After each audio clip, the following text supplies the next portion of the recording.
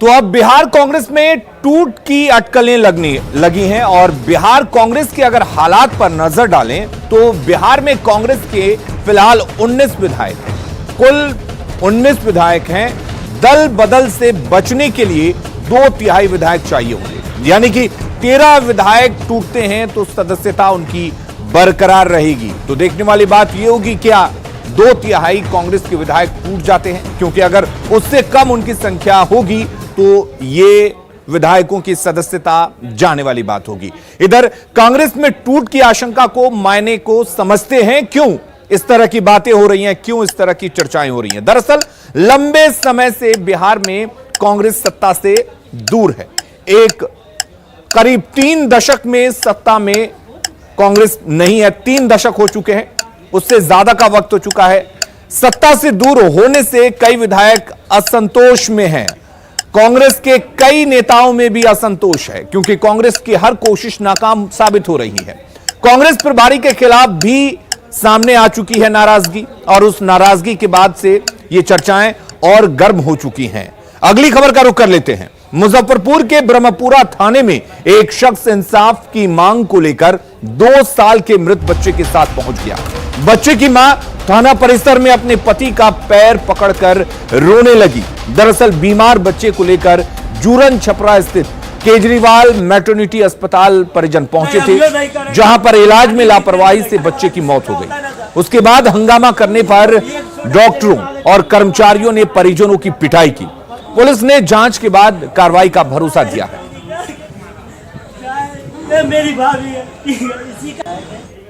सारा आदमी की सबसे एक मिनट में पूछते जांच करके आया तो फलाने जगह किससे करवाएंगे तो फलाने जगह। हम सब फटाफट करते गए, फिर भी कोई सुनवाई नहीं।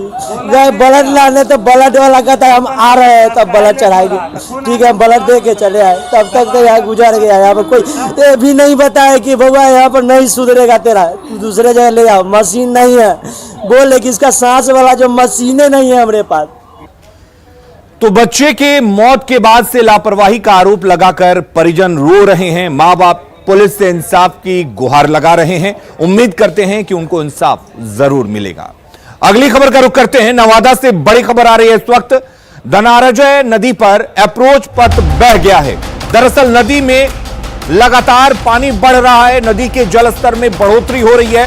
तेज बहाव के चलते अप्रोच पथ बह गया है और इसके बाद से कई गांवों का संपर्क टूट गया है।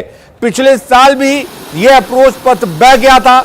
आपको बता दें कि सिराजनगर, नरहट, बबनौर का संपर्क टूट गया है। तो तस्वीरें आप देख सकते हैं। मॉनसून की शुरुआत है और अप्रोच पथ टूट गया है। पिछले साल भी ये टूटा था। जाहिर सी बात है कि इसे मरम्मत किया गया होगा, लेकिन मरम्मती कैसे हुई आप अंदाजा लगा सकते हैं कि मॉनसून के शुरुआत में ही यह अप्रोच पथ टूट गया। अगर बाढ़ आती है, बाढ़ के बाद हालात बिगड़ते हैं तो क्या कुछ स्थिति होगी आप अंदाजा लगा सकते हैं। अगर आगाज ये है तो अंजाम कहां तक पहुंचेगा ये समझा जा सकता है।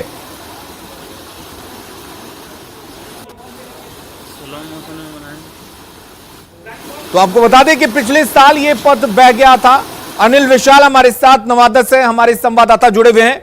अनिल, पिछले साल भी ये अप्रोच पथ बह गया था। इस बार भी मॉनसून के शुरुआत में जैसे ही नदी का जलस्तर बढ़ा, ये अप्रोच पथ बह गया।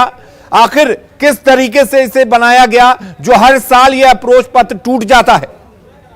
जी देखिए अनूप, सबसे ज्यादा समस्या ग्रामीणों को ये हो रही है कि विगत कुछ सालों से लगातार नदी में जल वृद्धि होने के कारण ये अप्रोच पथ लगातार बह रहा है। हमने लगातार इस मुद्दे पे खबर भी उठाई और इसका नतीजा ये हुआ कि यहाँ के लोगों को एक पुल की सौगात भी दी गई, मगर पुल जो है पिछले साल टेंडरिंग प्रक्रिया में जाके उसे स्वीकृति भी मिल गई, मगर उसके बाद से अभी तक ये कार्य शुरू नहीं हुआ है। स्थानीय लोग जनप्रतिनिधि के पास पहुंचकर लोग गुहार लगाते रहे कि पुल का निर्माण करा दिया जाए अतिशीघ्र, क्योंकि यह जो पथ है वो कई गांवों को जोड़ता है और 2 प्रखंडों को ये डिवाइड भी करता है नदी। तो हिसुआ के साथ साथ नरहट के दोनों लोगों को परेशानी होती है, और चूंकि दूसरा रास्ता यहाँ जाने के लिए कुछ है ही नहीं और दूसरा रास्ता लगभग 25 से 30 किलोमीटर की दूरी पे होता है, तो लोगों की समस्या और भी बढ़ जाती है जब ये अप्रोच बह जाता है। जी चलिए, बहुत बहुत शुक्रिया अनिल, आपका तमाम जानकारी देने के लिए। अगली खबर सीवान से है, जहां पर मौसम का मिजाज बदला है। तेज आंधी के साथ जोरदार बारिश से लोगों को गर्मी से राहत मिली है। आसमान में इस कदर बादल छाए हुए हैं कि दिन में रात जैसा नजारा हो गया। हालांकि मूसलाधार बारिश से जनजीवन पर काफी असर भी पड़ा है।